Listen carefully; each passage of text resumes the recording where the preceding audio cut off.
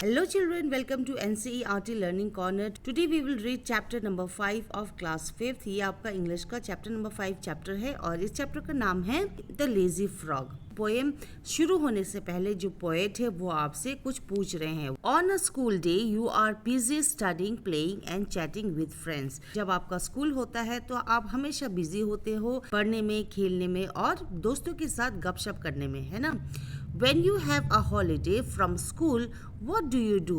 वो पूछते हैं कि जब आपके स्कूल में छुट्टियां शुरू हो जाती है तो आप क्या करते हो, आप अपना समय कैसे बिताते हो. Would you behave a little like the frog in the following poem? वो कहते हैं कि क्या आप इस पोएम में जो फ्रॉग है उसकी तरह बिहेव करना पसंद करोगे. तो हमें जानना होगा कि वो फ्रॉग कैसे बिहेव करता है. तो चलिए पहले पोएम को पढ़ते हैं. Fred is a lazy frog. Fred यानी जो ये पिक्चर में आप देख सकते हैं ये एक फ्रॉग है जो बहुत ही लेजी है और इसका नाम क्या है, फ्रेड है. ठीक है. Who lolls all day upon a log? जो दिन भर एक लॉग में लेटा रहता है. LOLLS, लॉल्स का मतलब होता है लेटे रहना और लॉग का मतलब होता है, ये जो वर्ड है ना लॉग, इसका मतलब होता है जो ट्रंक्स होते हैं, जो पेड़ों के जो ट्रंक्स होते हैं जब हम काटते हैं छोटे पीसेस में, उसको कहते हैं लॉग. मैं आपको पिक्चर में दिखाती हूँ. आप यहाँ पर देखिए ये क्या है, ये है पेड़ का एक टुकड़ा, एक ट्रंक का टुकड़ा और इसी ट्रंक के ऊपर जो फ्रेड है वो दिन भर लेटे रहता है. ठीक है, वो बहुत ही आलसी है. He always manages to shrink doing a single stroke of work. Shrink यानी ऐसा काम नहीं करना जो उसको करना चाहिए. तो वो किसी भी तरह से मैनेज कर लेता था कोई भी काम ना करने का. ठीक है, वो दिन भर कोई भी ऐसा काम ना करे वो बहुत अच्छे से मैनेज कर लेता था और वो बातों को टालता था. His poor old mother calls in vain. और उसकी माँ दिन भर उसको बुलाती रहती थी. अच्छा, वैन का मतलब होता है यूजलेस, जिसका कोई असर ही ना हो. तो उसके मम्मी जो है वो दिन भर उसे चिल्ला के बुलाती रहती थी कि भाई तुम आओ, मुझे कोई मदद करो, मेरे साथ कुछ काम कर लो. लेकिन वो सारा वेस्ट हो जाता था क्योंकि वो अपनी माँ की बात बिल्कुल सुनता ही नहीं था. Come in and help. He does not bother. चाहे उसकी मम्मी दिन भर चिल्लाती रहती थी और कहती थी कि चलो आओ और मेरी मदद करो, लेकिन उसको कोई फर्क ही नहीं पड़ता था. वो आराम से लेटे रहता था उस लॉक के ऊपर. To move 2 inches, much preferring to be extremely hard of hearing.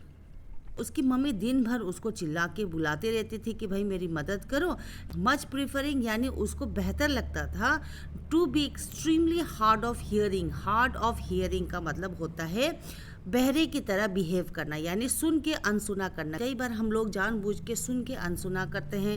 Most of the children do this. के पेरेंट्स उनको कुछ कहते हैं तो वो सुन के अनसुना करते हैं. तो ऐसे ही यहाँ पर भी लिखा है to be extremely hard of hearing, यानी वो जो फ्रॉग था ना तो उसकी माँ उसको काम देती थी, उसको बुलाती रहती थी, लेकिन वो बहरों की तरह बिहेव करता था, वो सुन के भी अनसुना कर लेता था. He lies there in a silent heap and stays contentedly asleep. तो इस पैराग्राफ में हमने क्या पढ़ा, इस पैराग्राफ में हमने ये पढ़ा कि जो फ्रीड था वो बहुत ही लेजी फ्रॉग था. लॉग में दिन भर लेटे रहना बहुत ही पसंद था. वो किसी तरह मैनेज कर लेता था और वो दिन भर में एक हल्का सा इंच भी यहाँ वहाँ नहीं हिलता था. उसकी माँ दिन भर उसे बुलाती रहती थी काम करने के लिए, उसकी मदद करने के लिए, लेकिन वो सब यूजलेस हो जाता था क्योंकि वो अनसुना कर लेता था अपनी माँ की बातों को. If a lady frog hops past you did think he would get up at last to go and help her on her way. और अगर वहाँ से कोई लेडी फ्रॉग पास होती थी, मतलब उस जगह से जब वो निकल के जाती थी, तो शायद आपको ये लगता होगा कि वो जो है वो खड़े होता होगा. और वो का मतलब होता है बैंड होना ना, जैसे हम झुक के कोई नमस्ते करते हैं, सलाम करते हैं. To go and help her on her way, शायद आपको ये लगता होगा कि अगर कोई लेडी फ्रॉग जाती होगी तो ये फ्रेड जो है पक्का उठता होगा और उस लेडी फ्रॉग की मदद करने के लिए आगे बढ़ता होगा.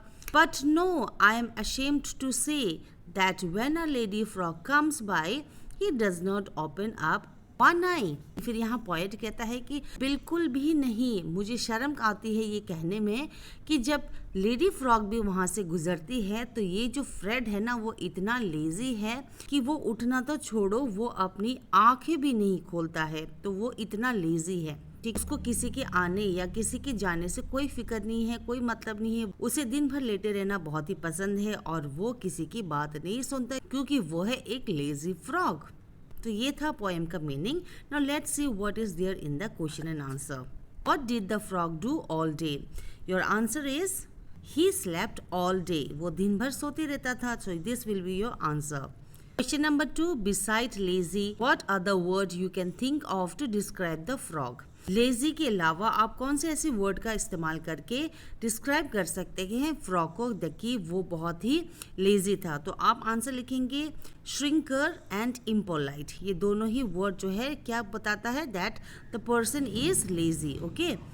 Question number 3, complete the sentence with the reference to the poem. अब यहाँ पर लिखा है number 1, when the frog's mother called him, he आप आंसर लिखेंगे बी हार्ड ऑफ हियरिंग, यानी वो अनसुना करता था जब भी उसकी मम्मी उसको बुलाती थी। प्रिटेंडेड का मतलब क्या होता है, ऐसा दिखाना। ठीक है।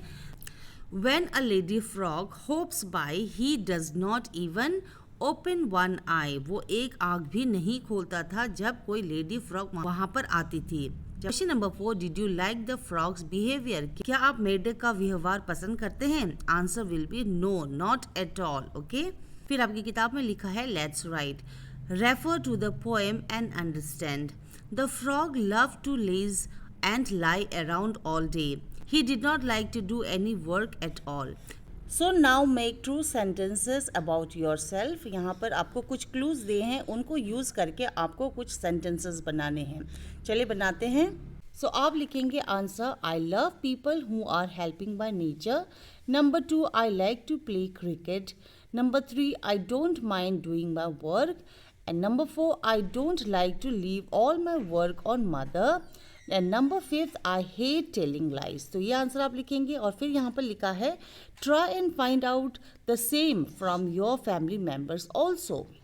Add one more matching words to each pair, one has been done for you. तो यहाँ पर जो वर्ड्स दिए हैं ऐसे ही आपको और एक नया वर्ड्स ढूंढना है और इसको मैच करना है। तो यहाँ पर एक पहला वाला करके बताया है, जैसे कि लॉग का होगा, लॉग के साथ होगा फ्रॉग, फिर आप लिखेंगे यहाँ पर डॉग, क्योंकि ये मैच करता है ना। चलिए देखते हैं इन सारी वर्ड्स को हम कैसे लिखेंगे। Shirk, work, jerk, van, den, wren, preferring, hearing, tearing, hip, kip, lip, past, last, cast, way, say and रे। तो ये सारे जो है आपके पेयर्स बन गए। सो चिल्ड्रन, इसी के साथ आपका चैप्टर होता है यहीं पर कंप्लीट। आई होप मैंने आपको अच्छे से समझा दिया होगा। अपने पोएम के साथ साथ सारे एनसीईआरटी क्वेश्चंस भी आपने कर लिए हैं।